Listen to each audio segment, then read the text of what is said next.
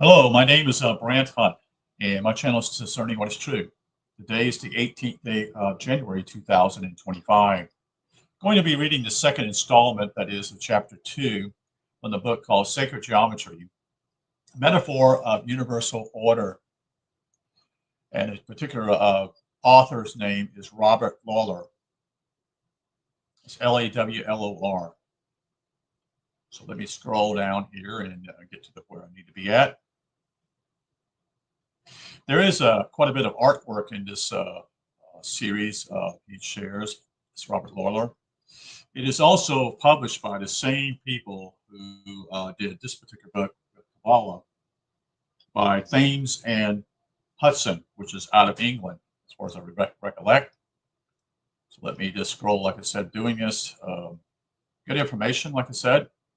A little bit harder in certain ways, since I'm not a hard science person. I tend to be soft science, but I can learn. That's what the whole idea is. Understand more. So again, it's sacred geometry, metaphor of universal order. Whether the product of a Eastern or Western culture, the circular mandala sacred diagram is a familiar and pervasive image throughout the history of India and Tibet, Islam, and medieval Europe have all produced them in abundance. Most tribal cultures employ them as well, either in the form of paintings or buildings or dances. I think that would do with some of the work that Gertrude did. He would look at dances. He would actually go to the. I don't know if he went to Tibet, but he would actually go to these places and see what they were doing. He kind of understood what was going on, and he pursued that because he knew it was dying away. See, the modern world began to take place. This was over 100 years ago, roughly. Such diagrams are often based on the division of the circle into four quarters, and all the parts and elements involved are related into a uniform design. They are most often, in some ways, cosmology. That is, they represent the symbol or a symbol, what is thought to be essential structure of the universe. For example, the four spatial directions, that is, the four elements, the four seasons, sometimes 12 signs of the zodiac, various divinities, and and often man himself. But what is most consistently striking about this form of diagram is that it expresses the notion that is a notion of cosmos, that is a reality conceived as a organized, unified whole. You see. Ancient geometries rest on no, that is, oh, no, in, oh, I don't, a priority axiom of assumptions, unlike Euclides and the more recent geometries. The starting point of ancient geometries thought that is not a network of intellectual definitions or abstractions, but instead a meditation upon metaphysical unity. Followed by an attempt to symbolize visually and to contemplate the pure formular order which springs forth from the incomprehensible, that is the oneness. It is the approach to the starting point of geometric activity, which is radically separates what we may call the sacred from the mundane of secular life, that is geometries, that is ancient geometry begins with one, while modern mathematics and geometry begin with zero. One of the most striking uses of the mandala, just a second, I want to do something a little bit different here.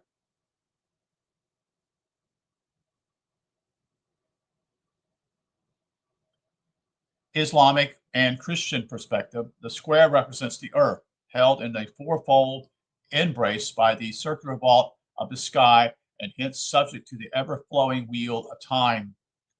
When the incessant movement of the universe, defeated by the circle, yields to comprehensive order, one finds the square.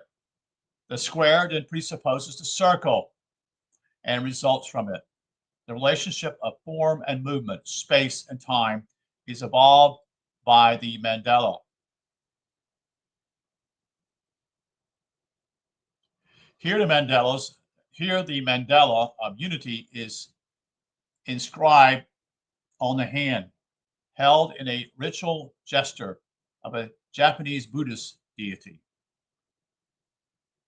The mandala is the division of the unity circle into the comprehensive form of square, hexagon, octagon, pentagon, etc. And these forms are considered to be the primary thoughts of God, emerging out of the circular unity. But for thoughts to become activities and workings, they require a will or a force of intention, which is symbolized by the hand.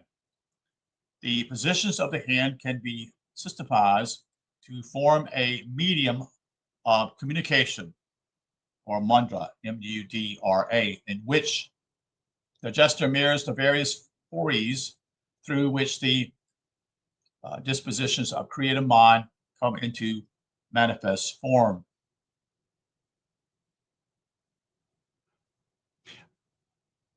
Let's see, go back here. I would like to consider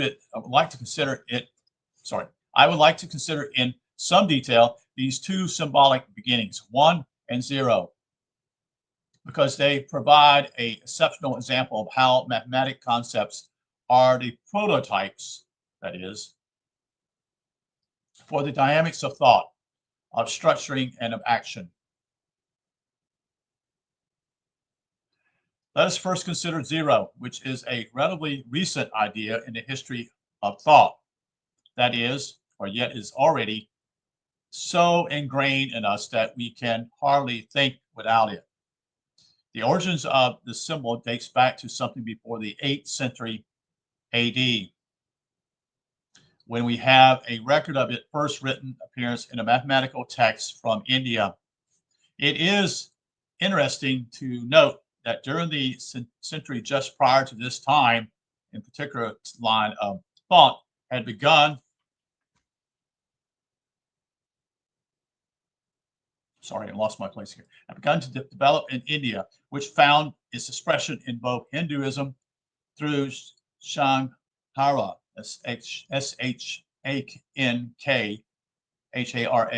and Buddhism through Narayana. This school laid exclusive emphasis on the goal of attaining personal transcendence and escape from karma through communication. From re-nullification of the natural world, even to the extent of mortification of the physical body. The goal of the highly ascetic pursuer was the attainment of an ulterior impersonal, that is, blank void, a total cessation of movement within consciousness, a description of its attributes to Buddha, or I should say, not attributes, but attributed to Buddha, which is a state of incognoscible, imperishable, selfless absence. This single aspect, or possibly a meditative experience, was held to be the ultimate goal of the created universe, as well as the goal of all individual spiritual development. In retrospect, this is now considered by many to be a dark period in the long, rich spiritual heritage of India. A decline from this previous tradition, which upheld a spiritual significance in both the manifested and the unmanifested expressions of God, and whose Tantra, Tantric, and Yogic, Yogie, practices worked towards an intensification of the relationship and harmonization between matter and spirit. It was at this time that the concept of 0 took on a new tangibility and presence. The result was that it achieved a specific name and symbol in both metaphysics and mathematics. In mathematics, it came to be considered just like the other numbers as a symbol which can be operated upon and calculated with. The name given to this concept is Sanskrit, was Sunya, S-U-N-Y-A, meaning, quote, empty.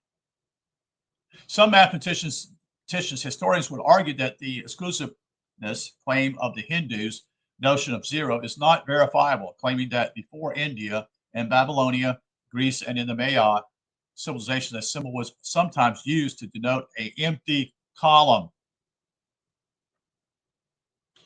In a number such as 203, for instance, the empty column is where the zero is. In Babylonian, the empty space would be designed, or I should say designated by two marks, like angle, like not a strong angle, but just like a, like this. And in Greece, by a small O with a dash, and the Mayans used a sort of egg-shaped symbol. But to mark an empty column is only a notational procedure, while on the other hand, in Indian mathematics, zero is treated as a tangible entity, as a number. The Indian mathematicians, I should say, wrote such things as ax0 divided by 0 equals a. Aristotle and other Greek teachers had talked about the concept of zero philosophically, but Greek mathematics, fortified as it was by the Pythagorean teachings from Egypt, resisted the incorporation of zero into the system. And one thing that Phil Langdon taught to me was very important. He says the largest number of all numbers is 9. It's the strongest number because you count zero. You see, you count 0, 1, 2, 3, 4, 5, 6, 7, 8, 9. And 9 is the largest number. Okay, meaning it means that other numbers that come behind it, that is like 10, are a makeup of the prime numbers. You see, the Arabs who functioned from the 9th to the 14th century as the transmitters of knowledge and culture from the ancient declining cultures of the Far East and Egypt carried this knowledge into the emerging firmament of Western Europe. During these centuries, they picked up the concept of zero along with 9 other numerical symbols which had developed in India. The less mystical and more practical orientation of the Arab mentality saw in these symbols a practical device for facilitating calculations and recording large numbers, particular numbers containing an empty column, such as 1, 5, 0, 5. Remember, the 0 is the empty column. Roman numerals numbers in use right through the Middle Ages maintained a notation similar to that of Egyptian numerization, in that both were based on groupings which did not require a 0 to indicate the empty column. It has an addition here, such as it has a symbol here, and it has what I call 5 E's, and then it doesn't show anything else. In other words, you're looking at a number called 1505, okay? And you have what I would call here this one symbol representing 1,000. You have 5 little E's here, so to speak. They look like it. So that's 5. And then you have 5 again equals such as 05. But the number is 1505. So I'm trying to figure out, what does that represent? Because it, to me, as Egyptian, would be enormously complicated. But anyway, we'll go on. Roman, it would be simply, the M stands for 1,000. I think that's right. D stands for, stands for 500. And V stands for 5. So it would be 1505, the same thing. But they don't use a connotation or notation here for 0 yet.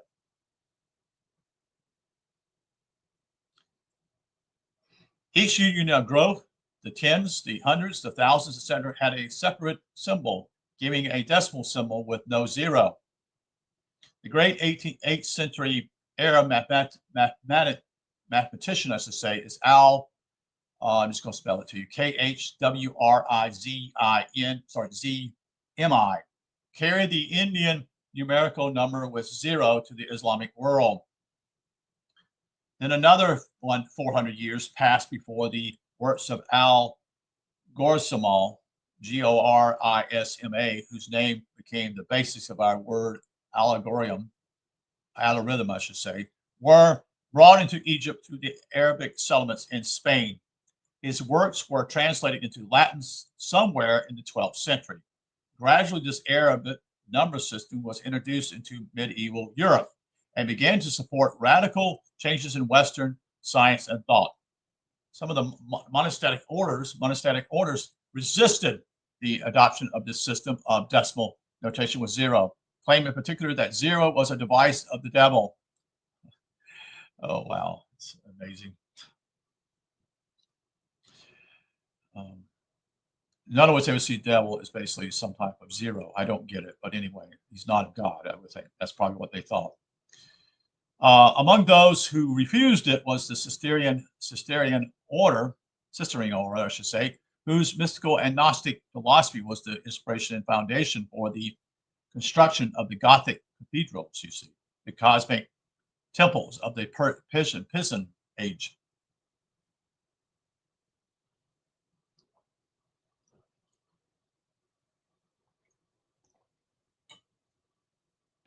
But the merchants adopted the Arabic numericals, that is numerals, and 0 because they gave a mechanical ease to calculating operations and the recording of quantities. It was then through the what we call mercantile impulse that 0 took root. The consequences were enormous. First of all, within the structure of arithmetic itself, the additive basis of calculation had to be cast aside. Formerly, the addition of one number to another number always produced a sum larger than either of the original members. This was, of course, nullified by the utilization of 0.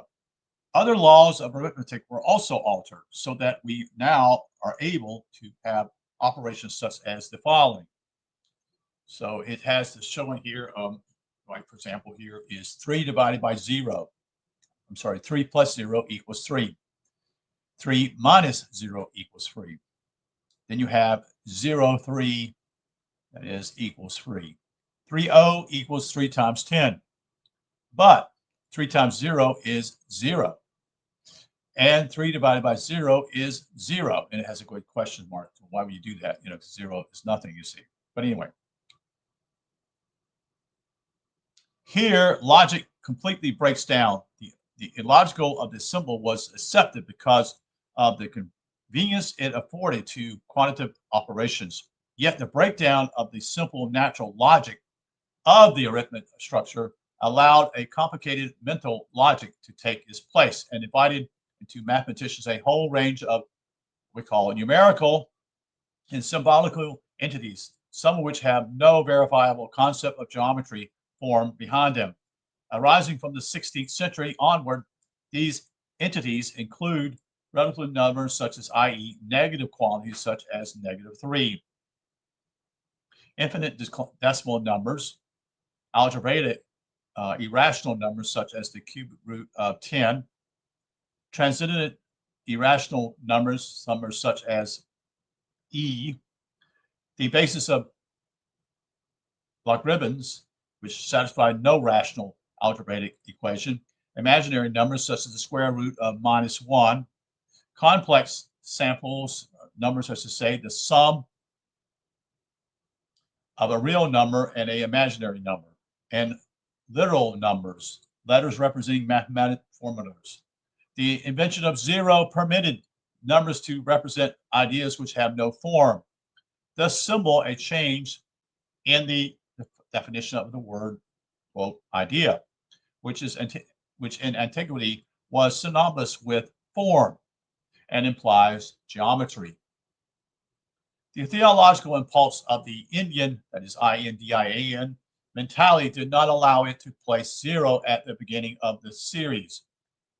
0 was placed after 9. It was not until the late 16th century in Europe the dawn of the age of reason that zero was placed before one, allowing for the concept of negative numbers. Not only has zero become indispensable in the mathematics system on which our science technology depends, but it has been implicitly translated into our philosophy and theologies, our way of viewing nature, our attitudes towards our own nature and towards the environment. We have seen how in India, the adoption of zero was associated with a doctrine which negated the reality of the material world. The Sanskrit name for zero, which is S-U-N-Y-A, Sanya, meaning empty, became C-H-I-F-F-R-A in Latin, which carries the meaning of null or nothing. Needless to say, nothing, end quote, is a different concept from empty. Also at this period in India, the Sanskrit word M-A-Y-A took on a new meaning. Originally, it meant the power to divide, end quote, or the, quote, divided mind, end quote. But at this time, it came to mean illusion, end quote, or the material aspect of the universe as illusion. We can see that the reverse of the spiritual nihilism in the materialisticism of the West after the Industrial Revolution, when the spiritual aspect of reality came to be seen as illusionary.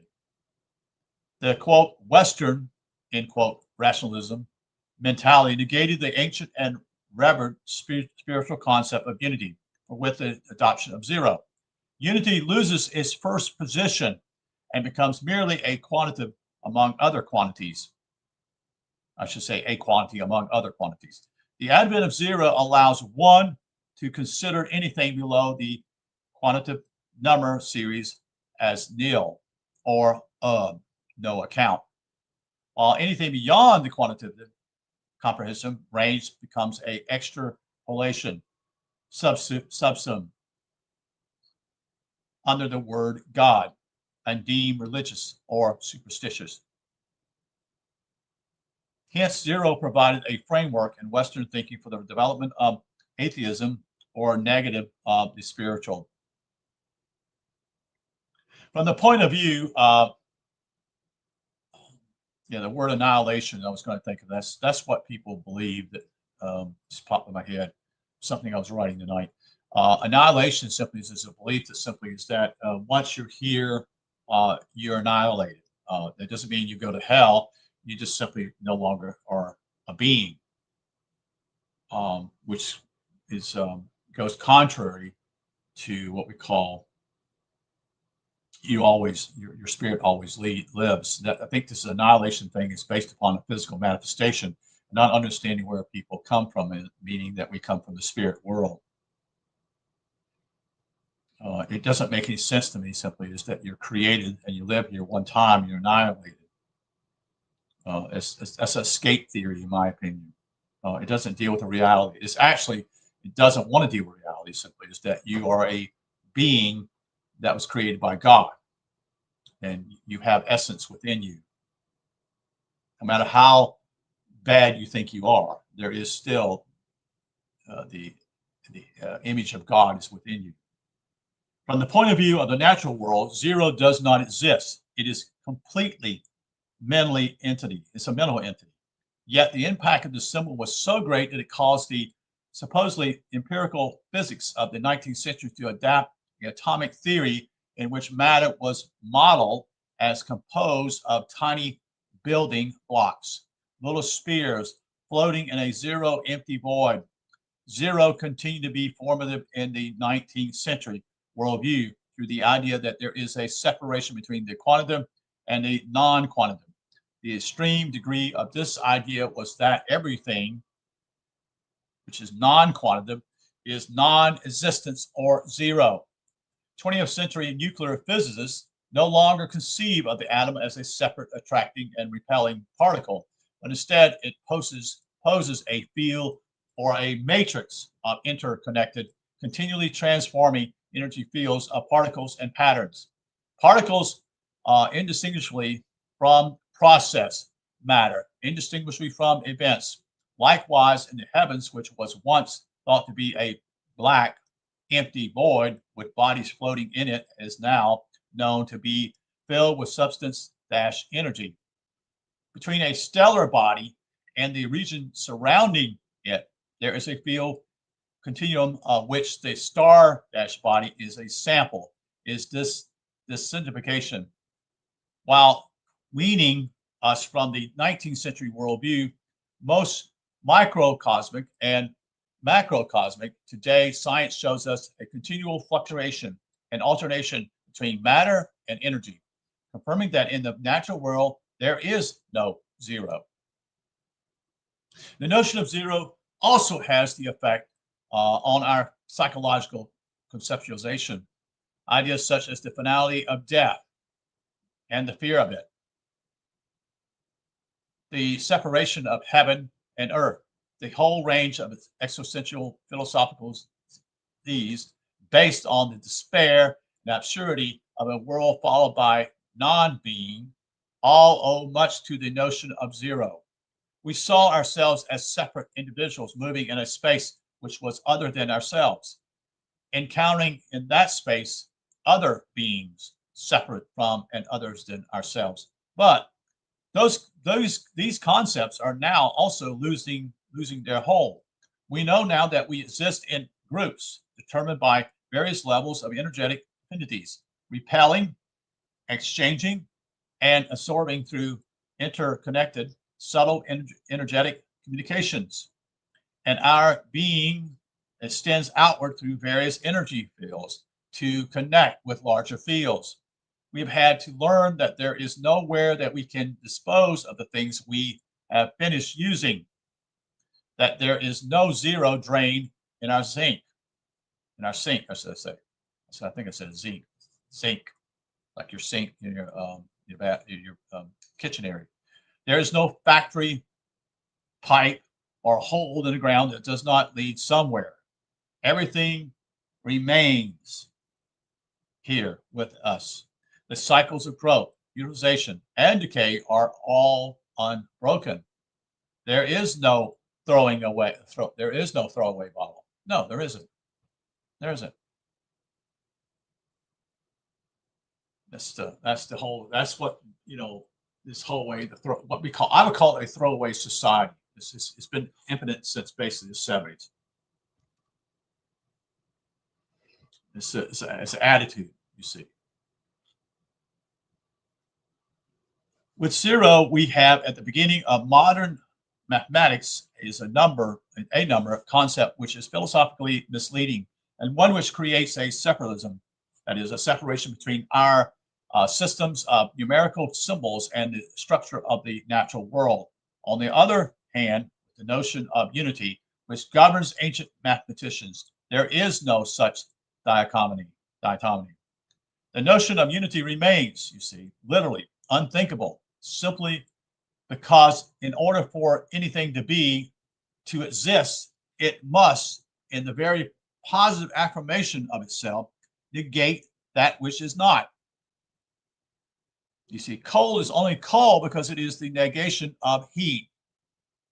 You see, you have an opposite. You have a different polarity. In other words, you have the male and female. Same thing. You see, a male is a certain person that has 15 parts. A female has 14 parts of the body. Okay, where we at here? There's, in fact, when you think about this, in some ways, coal is only coal because it is the negation of heat. But there is, in a lot of ways, there's not even what I call a middle ground. It's going to be a little bit of what I call a little bit hot, or it's going to be a little bit cold. You see, it's going to be, and then it goes to extremes from very, very cold to very, very hot. You see, there's then at the beginning of the created world a contingence of division of unity into two. Interesting. With two, numbers begin. This same law governs our understanding, for in order to comprehend any objective state, we must acknowledge and negate its opposite. This is from R.A. Schwaller, the Lebits. That's Schwaller, spelled Schwaller, Deblitz is D-E, capital L-U-B-I-E-Z, who has written enormously about the Egyptian buildings when he was there nearly 100 years ago, back in the 1920s. And his wife was with him faithfully, assisting him. He was there for 15 years. So I don't know if anyone even actually helped him financially, you see. But he had this whole thinking. He wanted to look at how the Egyptians knew all this stuff, how they built their buildings, which are perfect. They are. And how they did all these things with their buildings, you so say. And how they were builders, you see, but they were manifesting something superior with the intellect, with their beautiful buildings. That just didn't come out of the middle of the jungle, folks. Think about that. This is a higher, what I would say simply is with the Egyptians, that is, I'm not saying all Egyptians, but I am saying that those who rule Egypt were manifesting the highest part of the brain in some ways. Now, did they use frequency such and such? I have no idea. Okay, I have no clue on that, But they were the few that were quote unquote mentally and spiritually far ahead than the rest. The number one is only definable through the number two. It is multiplication, it is multiplicity, which reveals unity. The intelligence of things exists only through what we may call a original functioning and the comparison of these fractions to one another, which is then only enumeration of the aspects of unity. I mean, when you think about the name, let's think about this, the whole name of the United States, okay? Are the states united? Well, in some ways they are in order to form a whole, you see, a one. But they also practice their own individual, not in unity. They're disunited. In other words, they're not in unity. Each state has its own autonomy. But yet they give certain powers to the central form of government, or we call the United States of America, you see. But they're states, you see. And the counties do the same thing within the state. And they have their own economy, their own autonomy, I should say. But in reality, simply is to the state. But in reality, they also have a separate deal also themselves. Part of that has to do with somewhat we call English law or English political, way they are also in England. But anyway, we move on here. Thus, unthinkable though, unity may be both reason and spiritual experience, compel the traditional thinker to place it at the beginning. You see, we have been taught even in my day that 1 through 9 are what I call real numbers. 0 is not a number. It's not important, you see. In our own thinking, sort of a brainwashing type of thing. And in reality, 0 is reckoned, in a way, it's basically representing unity within, spiritually. You're whole. You're whole. You're not divided, so to speak. We won't go there now. Let's see where we're at. So everything that exists in its mathematical problem or in his universe is a fraction of the unknown one. And because these parts can be related proportionally to one another, they are knowable. This is for SRI. I don't know how to pronounce it. I'm just going to spell it to you. SRI, R-O, Bendo, A-U-R-O-B-I-N-D-O says, quote, at the origin of things, we are faced with an infinite containing a mass of unexplained finites, an indivisible full of endless divisions, and immutable teeming with mutations and differentiations. A cosmic paradox is at the beginning of all things.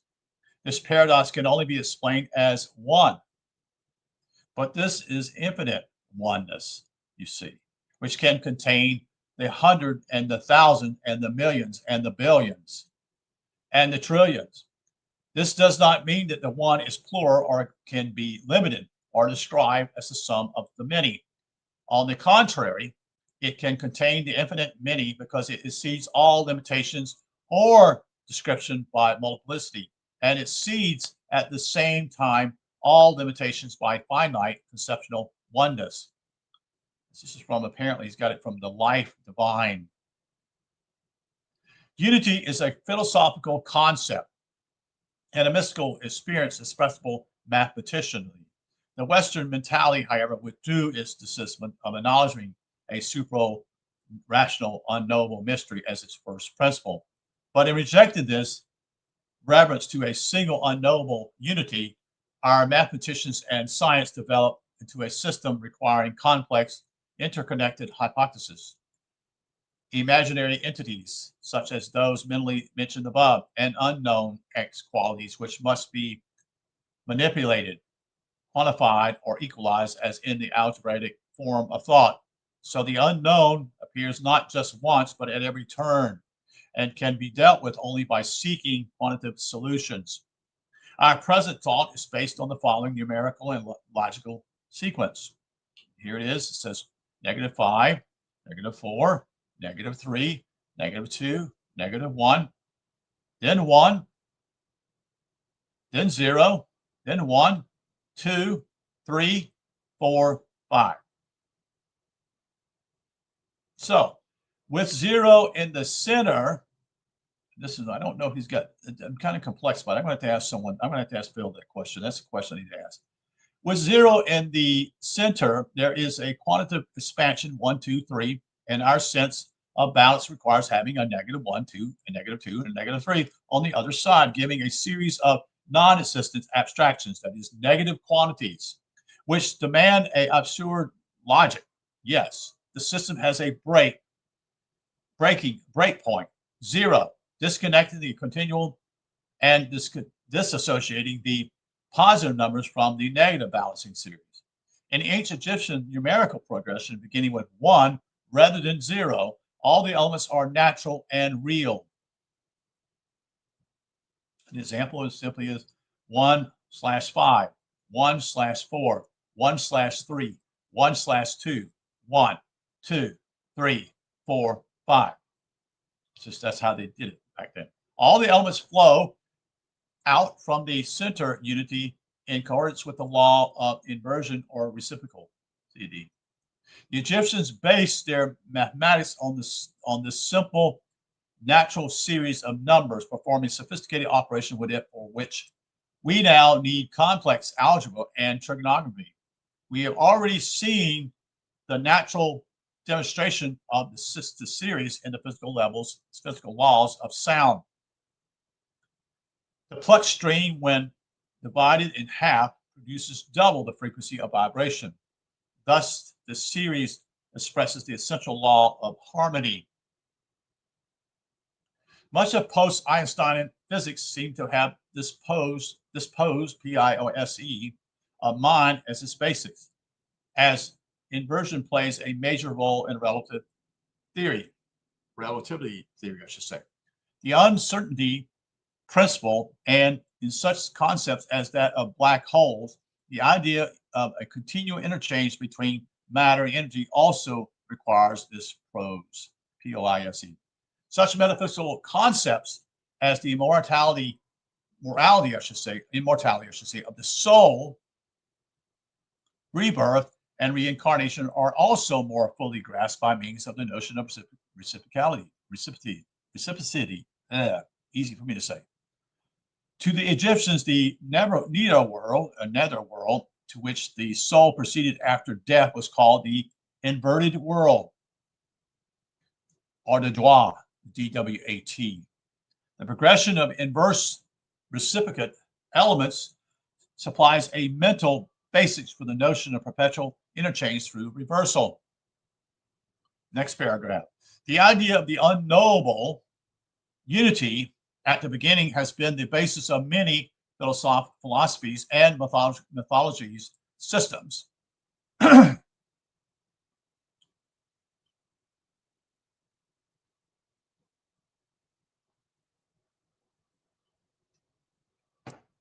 While Shankhara, Shankara, with the Buddhist of a certain period possess the void as a fundamental assumption. The mainstream of Hinduism has always rested on the notion of the one, the divine, who divided himself with himself to form his own self-created opposite, the manifested universe within the divine self-regard. Three qualities of himself became distinguished. That is Sat, that is immoral, immobile being, Chit, C-H-I-T, consciousness dash force, and Ananda, A-N-A-N-D-A, which is bliss.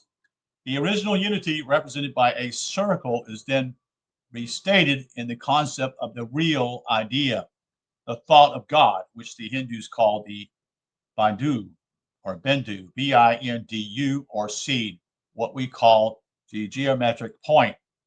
The point, according to the Shiva Sutra, the Varshinia commentaries, forms the limit between the manifest and non-manifest, between the spatial and the non-spatial. Bindu corresponds to the seed as sound idea, end quote, of the Tantras.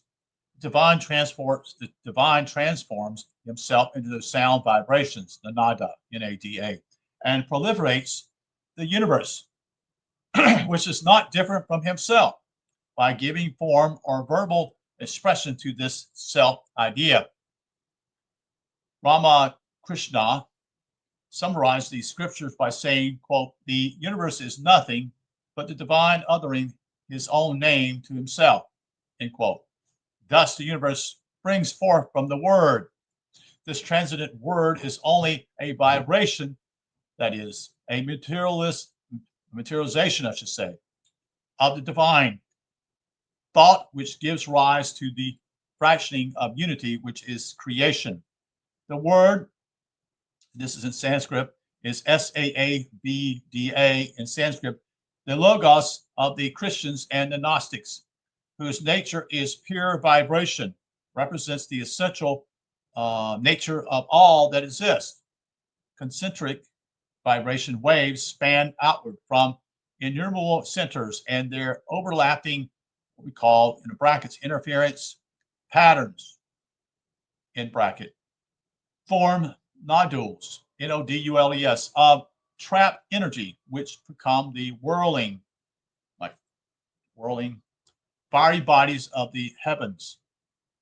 The quote, the real idea, the Purusha, the inaudible and indivisible point of the sound idea, remains fixed and immutable.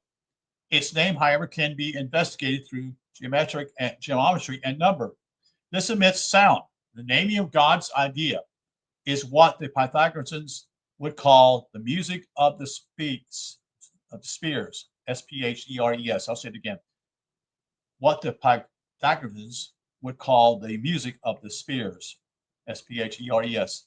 In ancient Egypt, the primordial vibrational field called nada in India is called Nun, N-U-N, the primal ocean.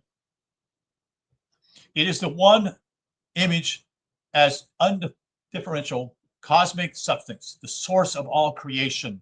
Submerged within this primal ocean is Atum, A-T-U-M, the creator, who must first distinguish himself from none in order for creation to begin.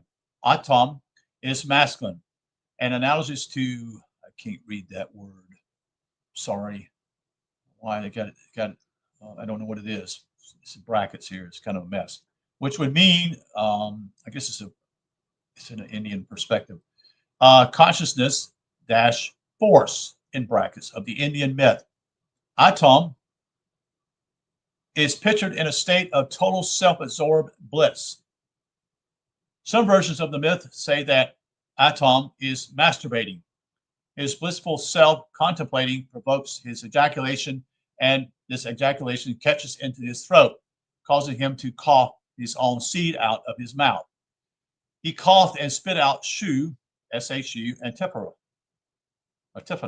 T-E-F-E-N, N-U-T, who together with himself formed the first triad of the 9 great Nataru, or principles of creation. Let us note the relationship of the creation myth to the Egyptians mathematically, notation in which fractions are represented by drawing a mouth as the numerated and unit marks underneath for the denominator, I'm sorry, imaging the idea of C-power being emitted from the mouth, the creative word. So you have like a thing that looks like a cloud, and you have a little like things, 3 things, notations underneath it, equals 1/3. The hieroglyphic sign for the mouth is this sign, looks like it's a 0, but it's a different type of 0. It's almost similar to the 0 or O in Oregon. If you look at their I'm just thinking that this is what it looks like, the symbology of it. Used to write the name of the supreme being, R-E, Ray, who as creator is known as Atom-Ra, array, Atom Ray.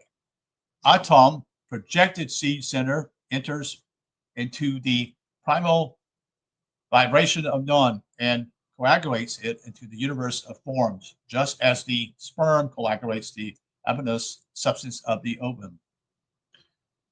Brackets, this and other functional correlations with Egyptian myth have been developed by Lucy Lamy, that's L-U-C-I-E, Lame, L-A-M-Y, in Egyptian mysteries. And Lucy is the wife of Renee Schroller, the Blitz. And she draws a aspect of what it looks like here. Today, in the field theory of modern astrophysics, the universe is conceived as an intricate, incomprehensible, vast vibrating field of ionized pre-gaseous plasma, an image not unlike that of the Nun, N-U-N, or cosmic ocean of the Egyptian myth, or the Prakriti of the Hindu cosmology. When this field gravitated influences are triggered, which cause a warp and densification into nodal patterns. The disequilibrium and turbulence caused by the newly formed galactic mass centers under the forces of contraction releases compound ripples causing violent, abrupt changes in the pressure and density of the whole cosmic plasma. These are referred to as galactic, quote, sonic booms, end quote. Sonic because indeed the propagation of any sound is simply the rapid oscillation, pressure-density change in any medium. These whirling sonic shocks create a spin in the entire galactic cloud, and within the inner region set up by this spin, the stars are born. This clearly restates the ancient image of universe creation through sound waves or the word of God. Science reaffirms that visible stars and galaxies are spiral blast patterns, residual imprints of standing shock waves from the thundering voice of the universe. Thus, the most recent scientific model of creation is allied to the image given in ancient mythology, and both acknowledge an absolute singularity or unity at the beginning. In terms of the orthodoxy of ancient mathematicians, the symbols of mathematicians should reflect the realities they describe, with 0 and the army of merely mental and statistical signs which follow from it.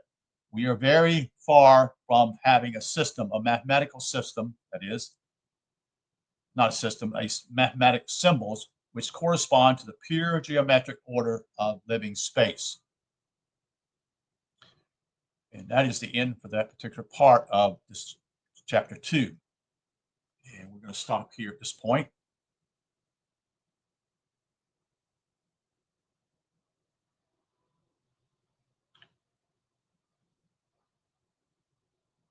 So I appreciate you again listening. This is again a book that Mr.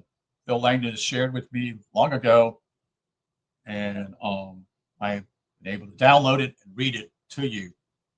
The book is called Sacred Geometry by Robert Lawlor, Lawlor. You can get it from, well, you can get it probably in England easily because it's done by the same publishing company that did the book called Kabbalah, Tradition of Hidden Knowledge. It would be, you know, and Thames would be, Thames and Hudson's the name of the book. It's the name of the publishers, Thames, Hudson. So anyway, appreciate you guys being here. Thank you for listening. I wish you a good evening, and sorry about the, I probably got the light in here a little bit too bright, and it's causing me to have issues with reading tonight. And in the day I left the, not today, yeah, the day I had the windows, not windows, but I had the curtain brought out so light would come in, which also created an issue for me reading. But anyway, we got through it. So thank you again. Again, my name is Brant Hunt, B-R-A-N-T, Hunt, H-U-N-T, you know, at discerning what is true. Hope you have a good evening and think on these things and think deeper. You just might find out something new. Take care. Good night.